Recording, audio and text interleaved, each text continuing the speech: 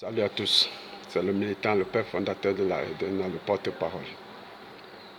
Je vais demander ici à Kémy Séba de se débarrasser de son instinct de supériorité,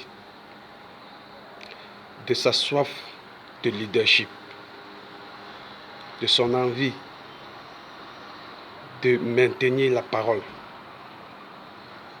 de monopoliser la parole et sa rage de vouloir écraser ses frères. Parce que je pense que quand tu es un panafricain, un porte-parole, quand tes frères viennent, qui sont aussi leaders dans un mouvement qui est similaire, nous devrons nous réunir et faire monter le mouvement ensemble. Même si toi tu étais déjà devant et nous on est en train de venir derrière, tu dois nous tendre la main. Ne cherche pas à nous minimiser ou bien nous piétiner parce qu'on a moins de popularité par rapport à toi. Ce n'est pas le rôle d'un leader. Ce n'est pas le rôle d'un leader.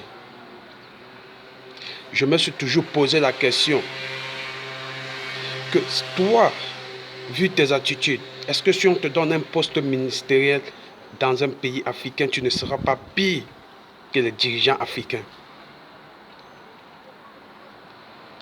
Parce que nous avons le sens d'observer les attitudes et la mentalité des gens. C'est vrai, nous recevons des milliers de messages qui nous insultent. Parce que nous te dénonçons. Mais tous ceux qui te soutiennent, personne n'a le courage ou les couilles de te dire Kémy Séba, reçois tes frères, tends-leur la main et accueille-les sans les mépriser, sans les insulter. Tu montes dans les réseaux sociaux, tu insultes le jeune frère de la LDNA française de tous les noms. Et tu es félicité parce que c'est toi le plaignant. C'est toi la victime. Mais les gens ne cherchent pas à écouter les deux camps. Puisque c'est toi la victime, ou alors tu te dis la victime, directement les gens t'accordent la crédibilité. Un porte-parole ne joue pas ce rôle, Monsieur Kémy Séba. Un porte-parole ne joue pas ce rôle. Toute personne qui monte sur le créneau, en tant que militant, en tant que porte-parole, en tant que panafricain, tu dois lui tendre la main. Mais toi, tu le prends plutôt comme un ennemi, comme un adversaire. Et pourtant, nous tous les Noirs, tous les Africains, nous avons un bourreau en commun. C'est le colon.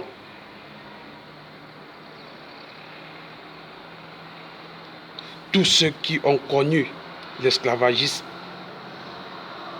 tous ceux qui ont connu l'esclavagisme sont nos grands-parents. Nous avons un lien en commun, que nous soyons parentés ou non, dont nous luttons là pour la même cause. Tu viens dans les réseaux sociaux, tu dis le jeune frère n'a pas étudié, il n'est pas allé à l'école, il faut qu'il vienne, tu l'enseignes. Et c'est un violeur, c'est un PD, c'est un pédophile, il a fait la prison. Qui t'a dit que quand on n'est pas allé à l'école, on ne peut pas apporter un plus à sa communauté? C'est toi qui as nommé Jacob Zuma président en Afrique du Sud. Il n'est pas allé à l'école, mais il a pu gérer un pays. Donc, arrête de venir donner une mauvaise image aux gens dans les réseaux sociaux. Et toi, quand tu as fréquenté, tu penses qu'après avoir fréquenté, tu as fermé les écoles? Tu n'as pas fermé les écoles.